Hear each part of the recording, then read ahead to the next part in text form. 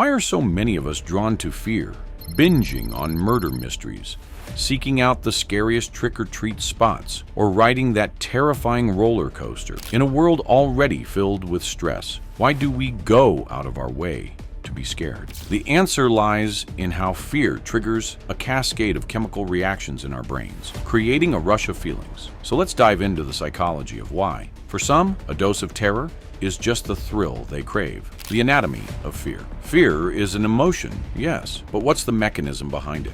What is it that we're feeling when we feel fear? The short answer is a lot. Several simultaneous processes are happening in our bodies when we're frightened.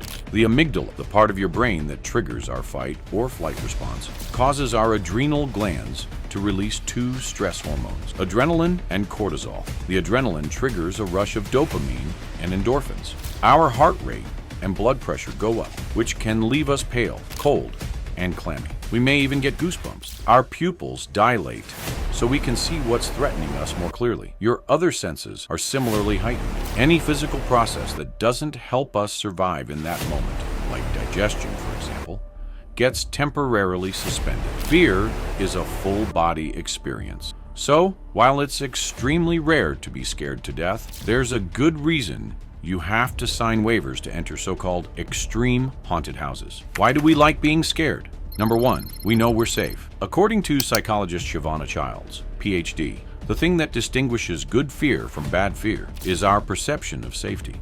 Fear lets us know that we need to run, she says. If there's a bear coming, I need to know what to do. I need to run. That's a kind of fear that can breed anxiety and depression, she continues. There's also a good side to fear, and that's what scary movies, true crime, and haunted houses tap into. We understand that there's an end to those experiences, that the bear's not gonna get us. We know that going through a haunted house is just for fun, that it's only people in costumes, but it still rings those bells for adrenaline, endorphins, and dopamine. You experience the euphoria because you know you're safe. Have you ever wondered why people laugh as they get off a roller coaster or leave a theater after a really scary movie? It's because we're enjoying the chemical rush that we get when we're threatened, minus all that stress. Number two, socially acceptable catharsis. Speaking of stress, we've all been in situations that made us want to scream, cower, or run away. Whether it's an argument with a co-worker, a funeral for a friend, or Thanksgiving at your weird uncle's house, we're expected to show a certain level of decorum in our everyday lives. When we ride roller coasters, watch horror movies, or listen to ghost stories around a campfire, though, the opposite is true. We're supposed to have extreme reactions. These situations give us an opportunity to express our emotions in ways that, in other contexts, would be socially unacceptable. According to Dr. Childs, getting scared without being in real danger can be very cathartic. It improves our mood, she says. We've let some stress out. We've screamed a little, so we feel a little bit better after we've been to a good scary movie or walked through a haunted house. Number three, overcoming fear is an accomplishment. In addition to making space for us to vent our feelings, non-threatening scary content also offers the opportunity to prove our strength. Put differently, successfully enduring something we regard as spooky is satisfying. Dr. Childs explains, we get a sense of accomplishment. I made it through this haunted house, or I watched the whole scary movie, and I was okay. Yes, Jason is in the woods, but he didn't get. That feeling is further amplified when it's not me, but we. Number four, relationship dynamics. The emotions we feel when watching, listening to, or engaging with something scary are magnified when we're with other people. When we're in crowds, fear-induced euphoria bonds people. That's part of the fun. Because you bond when you're with the people that you're scared with, explains Dr. Childs. That's why haunted houses, scary movies, and the like make for a great date night. Fear is a form of arousal akin to sexual arousal. When we're scared but safe, we can indulge our desire to get and stay close to other people. Number five, safe exploration.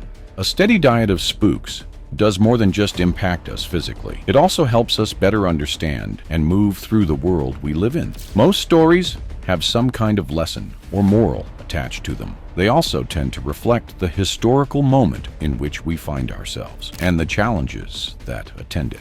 Have you ever noticed that all the books about vampires seem to come out at the same time? Or that every major streaming service seems to pick up a zombie-themed show at the same time? That's because the media we watch reflects the specific anxieties of our time.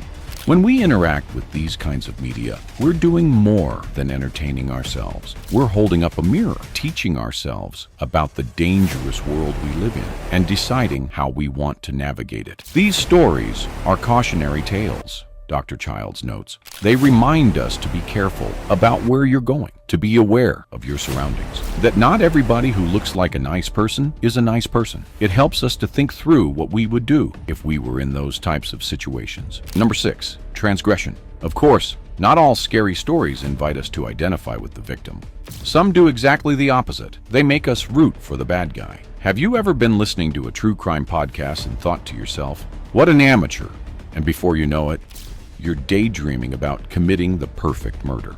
While perhaps a bit unsettling, it's also a normal response. There's a difference between thinking transgressive thoughts and committing transgressive acts. Indulging our spooky side lets us confront our demons without harming anybody or betraying our morals. Exploring the darkest elements of the human experience also helps reinforce our belief systems. It shows us who we are by showing us who we are not.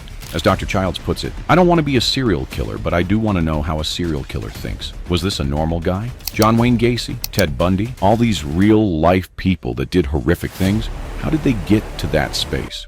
What was going on in their minds that they thought that this was okay?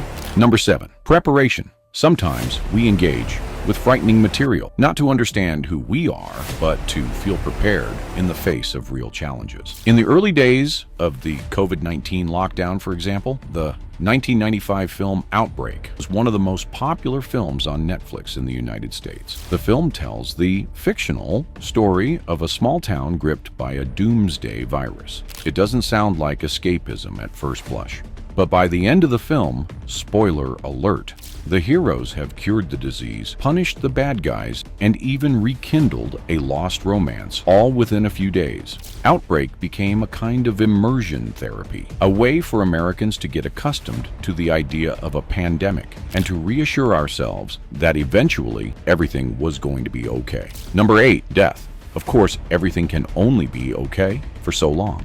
Eventually, we're all going to die. For that reason, death features prominently in a lot of the scary activities we enjoy. According to Dr. Childs, holidays like Halloween or Dia de los Muertos help us come to terms with the inevitability of death. These days of death are celebrations. We get to look at death as a transition, instead of it being this horrible bad thing. That might sound somewhat counterintuitive. After all, aren't the deaths in horror movies and the like, horrible? Dr. Childs explains, it puts us into this mindset of, I don't want to die this way. I don't want to die that way. And so we sit here thinking about all the ways we would want to die, since we have to do it. For most of us, coming to terms with death is a lifelong process. Cursed mummies, axe murderers, and rogue sharks can't eliminate our fear of the inevitable, but they can make the prospect of a normal death seem better by comparison. Whether you're a horror movie maven, a true crime connoisseur, or a Halloween hobbyist, rest assured, your love of a good scare is perfectly normal and can actually be good for you. Just be sure to step away if the fright starts to feel too real.